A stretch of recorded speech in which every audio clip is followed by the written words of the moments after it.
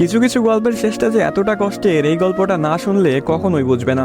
তো পুরো গল্পটি শুনুন।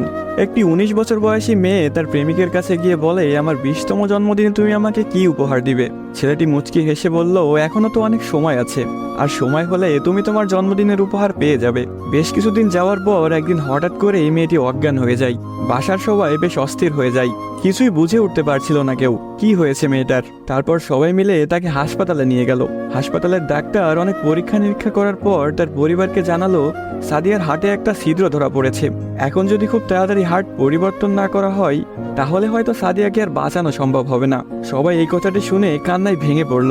সাদিয়ার মা বাবা কিছুতেই মেনে নিতে পারছিল না। সাদিয়ার প্রেমিক সাকিব তার বিষয়ে ডাক্তারের কাছ থেকে সবকিছু শুনে বলল, এ কিছুতেই হতে দিবে না সে।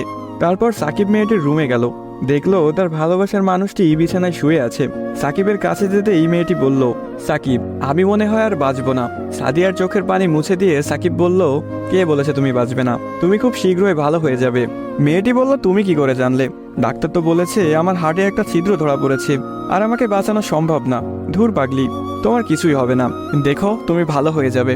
এভাবেই বেশ কিছুদিন যাওয়ার পর সাদিয়া সম্পূর্ণ সুস্থ হয়ে যায় এবং বাসায় ফিরে যায়। বাড়িতে ফিরে এসে সাকিবকে খুঁজতে থাকে, না পেয়ে সাকিবের বাড়ি চলে যায়। সাকিবের বাড়িতে কেউ নেই। অবশেষে সাকিবের ছোট বোনের দেখা পেল সাদিয়া। কিরে, তোমার ভাই কোথায়?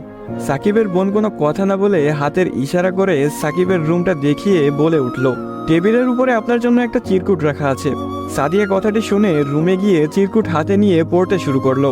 প্রিয়তমা, আমি জানি যেদিন তুমি এই চিরকুটটি হাতে পাবে সেদিন তুমি সম্পূর্ণ সুস্থ হয়ে যাবে, সবকিছু ঠিক হয়ে যাবে আগের মতো, যেমনটা আমি তোমাকে বলেছিলাম।